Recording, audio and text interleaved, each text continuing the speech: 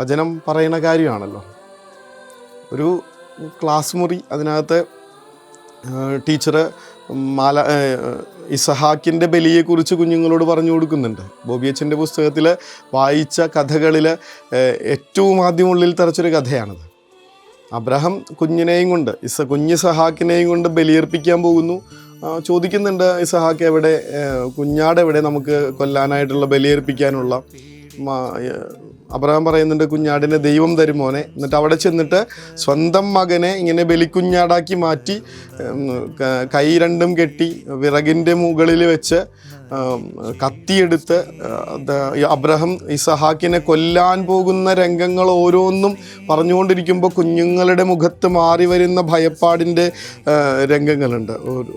ഒരു അവരുടെ ഫീലിങ്സ് ഉണ്ട്, നമ്മൾ കാണുന്നുണ്ടത്.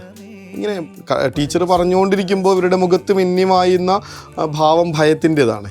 പേടിച്ചിരിക്കുന്നവർ കത്തി ഇങ്ങനെ ഉയർത്തി സ്വന്തം കുഞ്ഞിനെ കൊല്ലാൻ പോകുന്ന അബ്രാഹത്തെ ഇങ്ങനെ ഓർത്ത് ഞെട്ടിയിരിക്കുന്ന കുഞ്ഞുങ്ങളോട് പെട്ടെന്ന് ടീച്ചർ പറയുന്നുണ്ട്, ആ കത്തി ഇങ്ങനെ താഴ്ത്തുന്ന നേരത്ത് ഒരു മാലാഖ വന്ന് അതിനെ തട്ടിത്തെറിപ്പിച്ചു.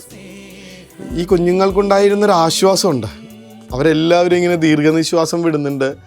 എല്ലാവരും സന്തോഷത്തോടെ ആവുന്നുണ്ട്. കത്തി തട്ടിത്തെറിപ്പിച്ചു, ഇസഹാക്ക് രക്ഷപ്പെട്ടു. പക്ഷെ ഒരു കുഞ്ഞ് മാത്രം കരഞ്ഞുകൊണ്ടിരിക്കുന്നു. അച്ചുവാവെന്നാണ് അച്ഛൻ അതിനകത്ത് പറഞ്ഞിരിക്കണേ.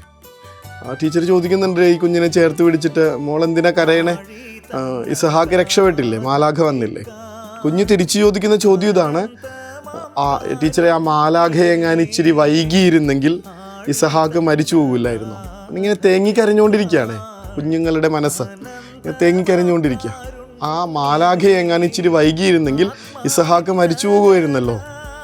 ആ കൊച്ചിനെ ഇങ്ങനെ ചേർത്ത് പിടിച്ചിട്ട് ടീച്ചർ കൊടുക്കുന്നൊരു ഉത്തരം ഇന്നത്തെ തിരുനാളിൽ ഇങ്ങനെ ഒരു മറക്കാൻ പറ്റാത്ത വിധത്തിൽ മനസ്സിൽ സൂക്ഷിക്കേണ്ട കാര്യം. മോളെ, ദൈവത്തിൻ്റെ മാലാഖമാർ ഒരിക്കലും വൈകാറില്ല. അതുകൊണ്ടാണല്ലോ നമ്മളവരെ മാലാഖമാരെന്ന് വിളിക്കുന്നത്. ദൈവത്തിൻ്റെ മാലാഖമാരൊരിക്കലും വൈകാറില്ല.